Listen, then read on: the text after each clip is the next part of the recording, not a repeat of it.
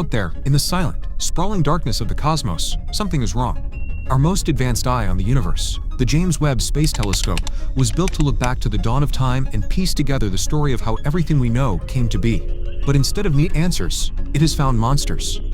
It stared into the cosmic nursery and found something that shouldn't exist, something that breaks our most fundamental understanding of the universe. This discovery doesn't just rewrite a chapter of cosmic history. It forces us to confront a scale of existence so vast and so violent, it's genuinely terrifying.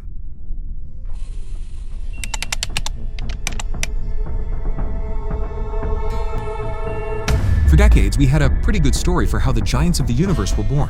Supermassive black holes, the gravitational anchors of entire galaxies, were supposed to grow slowly. They'd start from the collapsed remnants of ancient stars and then gradually feast on gas and dust over billions of years. It was a neat, orderly process. But the James Webb Telescope has torn that story to shreds. It found a fully formed behemoth, a supermassive black hole weighing millions of suns in a place it had absolutely no right to be, the infant universe, just a few hundred million years after the Big Bang. This isn't just an anomaly. It's a paradox that points to a terrifying truth. The universe was building monsters long before we thought possible. To really get why this is so scary, you have to understand the old rules. The standard model of black hole formation is a story of patience. It starts with what are called light seeds. Imagine the very first generation of stars.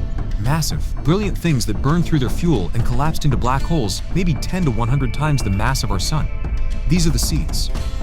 Over cosmic ages, these seeds would slowly grow, sipping gas or merging with other black holes. But to get from a 100 solar mass seed to a billion solar mass monster, like we see in mature galaxies, should take a huge amount of time. Way more time than the early universe even had. There's a physical speed limit to how fast a black hole can eat, known as the Eddington Limit. If you try to shovel gas in too quickly, the intense radiation blasted out by the feeding process literally pushes away any more fuel. It's a built-in cosmic safety valve.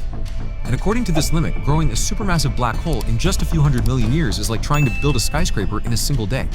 It just shouldn't be possible. Yet, that's exactly what the JWST found. In a distant galaxy called UHZ-1, astronomers discovered the clear signature of a supermassive black hole. The light from this galaxy has traveled for over 13.2 billion years to reach us. That means we're seeing it as it was just 470 million years after the Big Bang, when the universe was barely 3% of its current age. And sitting at its heart is a black hole with a mass estimated to be around 10 million times that of our sun. Think about that. A black hole weighing 10 million suns was already there when the universe was just a toddler. It didn't have billions of years to grow. It had a cosmic blink of an eye. This discovery, made by combining Webb's infrared vision with the Chandra X-ray Observatory's ability to spot the superheated gas of a feeding black hole, completely shatters our timeline. The skyscraper was already standing on the day we thought the foundation was supposed to be poured.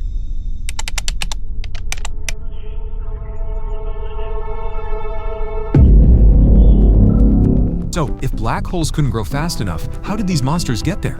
The existence of objects like the black hole in UHZ-1 and another candidate in a galaxy called GHZ-2 seen just 350 million years after the Big Bang has forced astronomers to think about a more radical, more violent path to creation.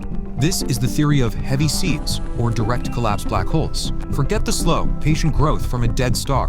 The direct collapse model is pure cosmic chaos. It suggests that in the unique conditions of the primordial universe, some truly gigantic clouds of pristine, metal-free gas didn't bother making stars at all. Instead, without the elements needed to cool down and break apart, these colossal clouds, weighing tens to hundreds of thousands of times the mass of our sun, did something terrifying. They collapsed in on themselves all at once. They skipped the star phase entirely. The whole immense cloud of gas collapsed directly into a massive black hole seed. So instead of starting with a seed of 100 suns, the universe was starting with seeds of 100,000 suns. These heavy seeds had a massive head start. They were born big, and they could grow to supermassive status well within the tight schedule of the early cosmos. And the JWST is providing the first real evidence for this. Astronomers have identified a class of objects known as little red dots compact, reddish sources of light from the dawn of time. For a while, no one knew what they were. They seemed too bright and massive to be simple star-forming regions in such young galaxies. Now, many believe these little red dots are the smoking gun, the visible signatures of these accreting direct collapse black holes, primordial seeds feasting and growing in the cosmic dawn. We aren't just seeing the adult black holes, we may be actually witnessing their birth. Another stunning piece of evidence comes from the Infinity Galaxy, the result of a head-on collision between two young galaxies. JWST observations revealed a supermassive black hole not at the center of either galaxy, but suspended in the turbulent gas between them. This strongly suggests the galactic merger created the perfect violent conditions to trigger a direct collapse, forging a black hole right there on the spot from the immense gas supply.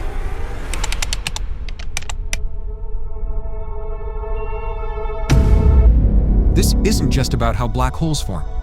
This discovery forces us to completely recalibrate our perception of the universe's scale, not just in size, but in speed and violence. The universe didn't evolve gently. It was born in a hurry, building colossal structures with terrifying efficiency. The timescale is just mind-boggling. The light from galaxies like UHZ1 and GHZ2 has been traveling for over 13 billion years. We're looking at a snapshot of a universe so young, it's almost unrecognizable, yet it was already home to gravitational behemoths that would shape the galaxies to come. Then there's the scale of mass. For UHZ1, astronomers made another shocking discovery.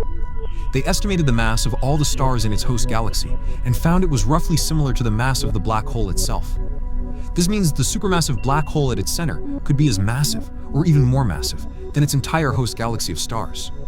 In the modern universe, a supermassive black hole is usually a tiny fraction of its galaxy's mass, about 0.1%. Here, we see a system completely dominated by the black hole. An overmassive black hole galaxy, where the galaxy seems like an afterthought to the monster it contains. It's like finding a shark egg that's heavier than the shark. This completely flips the great chicken and egg question of cosmology.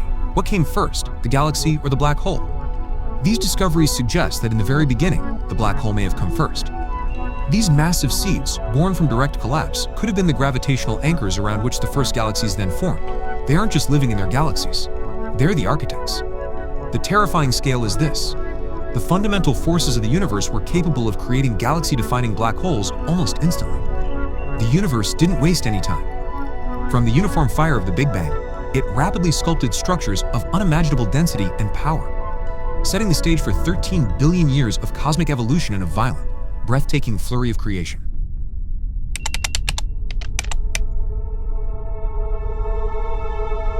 This is a revolution in how we see the cosmos, and it's happening right now, thanks to the James Webb Space Telescope. These discoveries are brand new, and the data is still pouring in.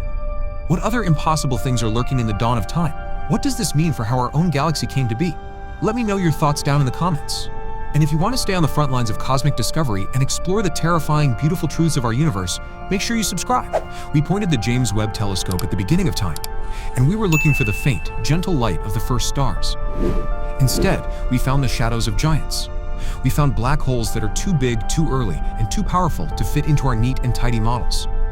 The discovery of these early monsters is more than just a new astronomical fact. It's a lesson in cosmic humility. It shows us a universe that is grander, more complex, and far more violent in its youth than we ever dared to imagine. The scale of the universe isn't just about the billions of light years that separate galaxies. It's about the sheer, terrifying speed with which it can create objects that defy our understanding. We thought we were looking back at the universe's cradle, but we found a battlefield of cosmic titans. And the story of our universe, it turns out, has always been a story of monsters.